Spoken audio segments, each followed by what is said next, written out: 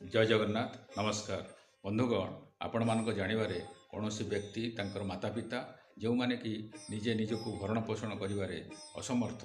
से मानक एही व्यक्ति माने भरण पोषण देबारे उपेक्षा और अवहेला करुछंती कि एवं अवहेलित माता पिता निरुपाय होई रहिछंती कि तबे निश्चय आपण सेमानंकु सहयोगर हाथ बढ़ातु सेमानंकर समस्या को शुणी बुझी तुरंत निकटस्थ सब डिविजन रे थिबा मेंटेनेंस ट्राइब्यूनल भरण पोषण अदालत रे ए विषय से माता पिता तरफ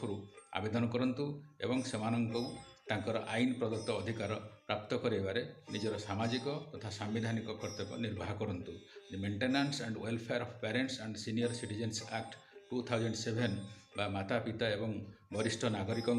भरण पोषण तथा कल्याण अधिनियम 2007 धारा 5 आपन को एथिपाई अधिकार प्रदान करिअछि। वंदे उत्कल जननी वंदे मातरम।